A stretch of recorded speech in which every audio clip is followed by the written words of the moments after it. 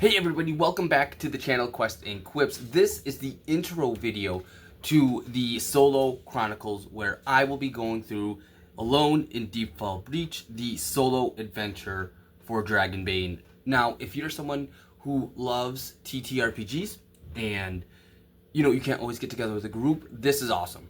This does a great job of allowing you to play solo without it being too difficult, because you got to be a DM, a GM, and whatever you want to call it, and the player. It can get confusing. So another reason I want to do this is I want to go through this and I want to show people how I do it.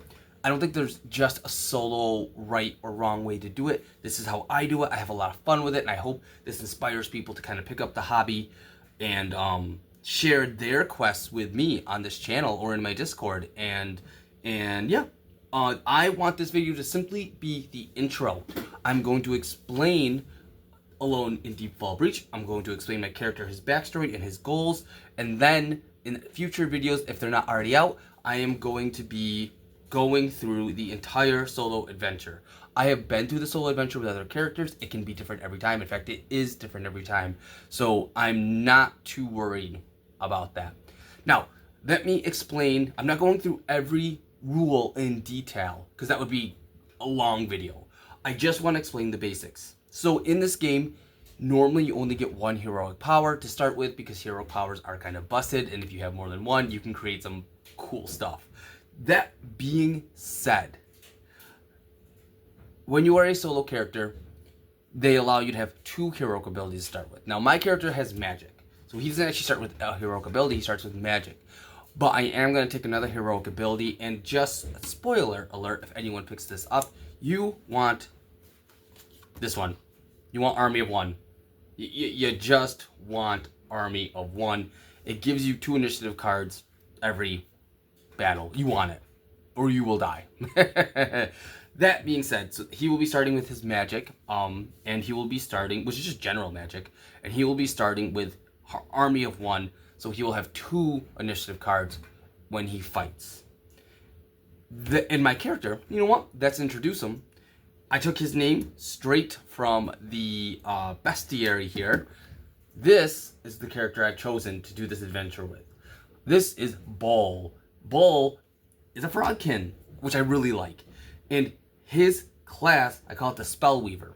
Now, his backstory. His people were attacked by an army. Long ago, it was a bad battle. He lost a lot of his family and friends. And his mission is to travel the world, collecting magic items, and learning the art of enchantment. Because his people don't really use a lot of metal. And in this game, very old school, classic RPG, metal and magic don't mix. You can't really enchant metal items. Metal affects magic. So that's why magic users aren't supposed to be able to wear heavy armors, things like this. His people are really good at basket weaving. They're good at fishing. They're good at using stones and real strong rods to create weapons. So they're good at nature. All of those things can be enchanted. So he's traveling the world, learning the art of magic, learning the art of enchantment, so he can bring that knowledge back to his people, teach it to his people, so that in the end, even when he's gone, they will have the knowledge needed to defend themselves and make their lives better for the future. That is his backstory. That is why he's delving into Deepfall Breach. That is why he's delving into the Vale to gather items, gather that knowledge of magic, and increase his own magical abilities. So, Vale here, I have played a couple just independent solo campaigns, which I plan to do in the future too, show people how to do that. But for now, he's going through Alone in Deepfall Breach. Never done that with him. He will start with the golden armor and items he's collected thus far. Now, in here you see he does have a unique item. This unique item is something I've created. I think even in the rule book somewhere it does explain, like, these are just base general items, more will come in the future, but feel free to create your own, right? So I have. Now, I gave him a rock-tipped spear. So the stone has been shaved and sharpened by goblins, because in my world, goblins, trolls, nightkin are really good at rocksmithing, so they can sharpen it just as sharp as steel. And then his rod is created by his people, so it is very sturdy. It's not as sturdy as, say, a metal rod, a metal spear, but it's pretty darn sturdy. That being said, it does have the same damage as a short spear of D10. Same range, grip. You know, it's a short spear, so he only needs one hand. He can throw it. It does piercing damage if I so choose, but its durability is lower than a normal spear, so he doesn't really want to parry with it because it can break kind of easy. And it's not very easy to find this kind of spear, especially down here in the Vale, I'm sure. I have bought him a shield, so he does have something to parry with other than his short spear because he needed it. Now, let me go over all of this real quick. Essentially, you can think of him as kind of a Jedi. I am not a big sci-fi guy. I'm not a big Star Wars guy, to be honest with you. I've seen them.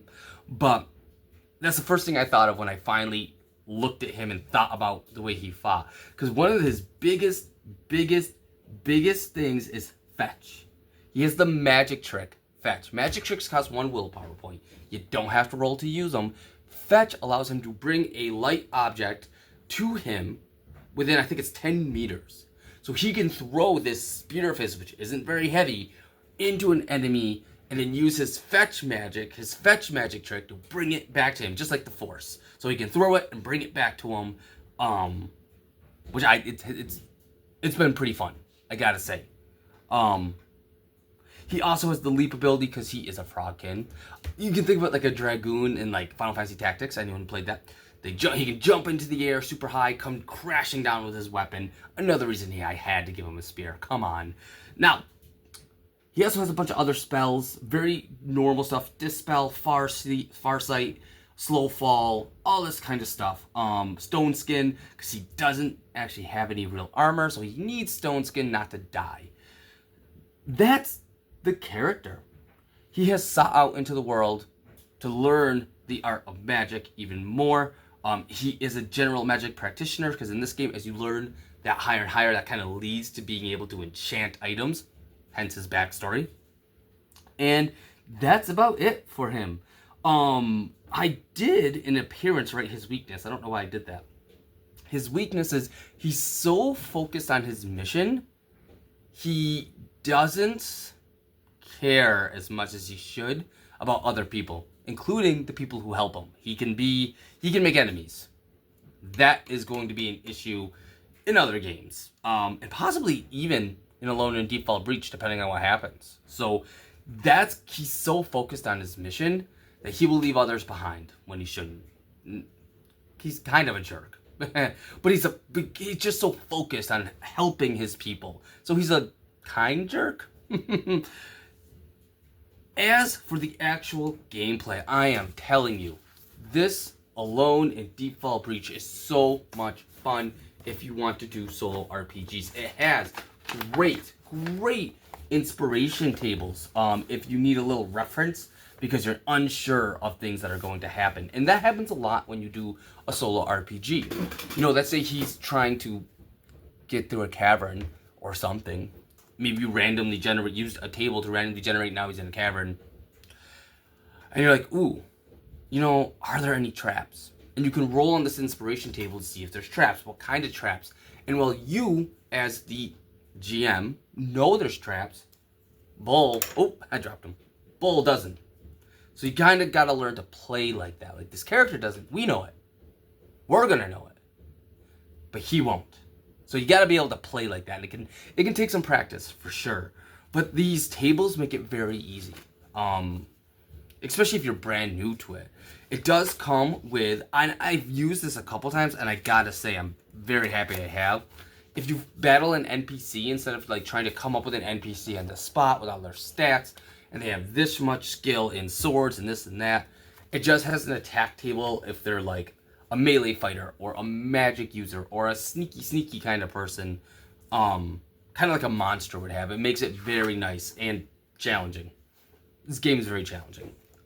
It has a story behind it as well. And it even tells you like how to resolve failures, how to go through combat, suffering damage, it tells you when to like search for items, treasure checks. It tells you about all sorts of stuff that's just great. Threats that really make the dungeons awesome, I think. I love the threat system in this game. And it's just great. I love it so much. So we will be playing Alone in Deepfall Breach with Ball. That will be the character. We will hopefully get through the entire thing. It does say in this that once, maximum twice, if you have a critical success on a mission, or you do something very selfless and really accomplish something, you can give your hero another heroic ability, which I did do for another character of mine. I actually gave him animism magic. He was a dwarf like hunter, and he's essentially, you can think of him, if you remember the old movie Beastmaster with Arnold Schwarzenegger, where he like talked to beasts and could like scry through beasts, but he was a warrior. Picture that, but without dwarf hunter. He's become that because he learned animism magic. It's cool. And that's why I like this game, because you really, as long as you really start to think outside the box and learn to use your imagination, you can be any class. Just because it's called a mentalist, a thief, whatever, in the book. Who cares? Change the name. He's a spellweaver. And that is this intro into Alone in Deepfall Breach. I'm hoping to bring one video a week of his adventures through it. If you are excited, please, subscribe. Start watching. Start learning if you're new to it, if you're excited about it, or if you just want to see what happens. And I really thank you guys, and I look forward to all the adventures soon to come.